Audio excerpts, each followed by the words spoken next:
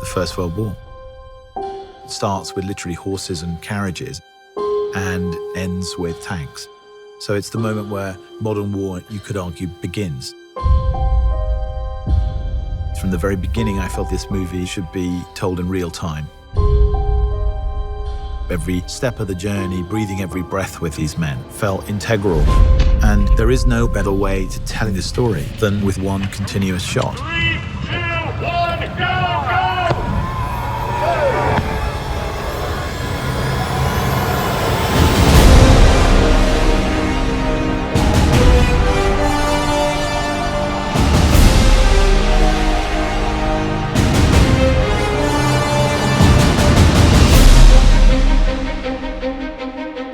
From the first moment I talked to Sam about the idea of it as a one-shot movie, I knew it was going to be really immersive. It's meant to make you feel that you are in the trenches with these characters. The film in itself is a slice of time. These two young men get sent on a mission to deliver a message to stop an attack. Action! So they've got to cross into enemy territory on a race against time to deliver a message that will save 1,600 lives. And the camera never, ever comes away from the two characters. There's always that sort of get-out-of-jail card that you have with the movie. Well, you know, we might be able to cut around this, or we might take that scene out. That's not possible on this film. The dance of the camera and the mechanics all have to be in sync with what the actor's doing. When you achieve that, it's really beautiful and exhilarating.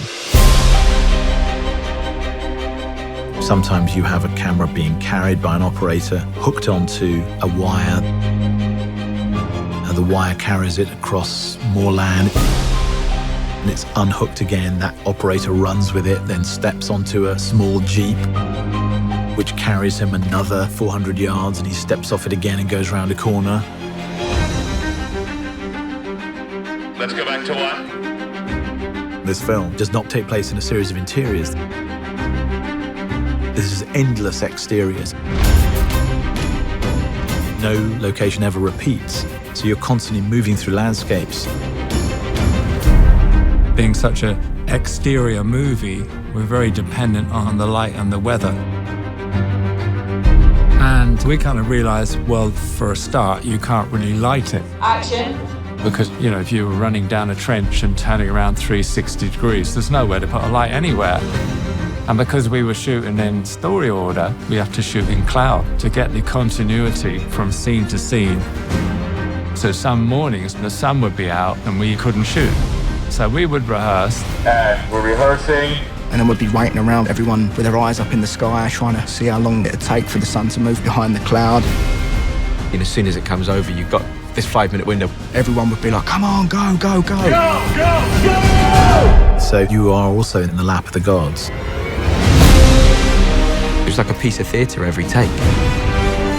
Once it starts, it can't stop. If something goes wrong, you just have to keep going.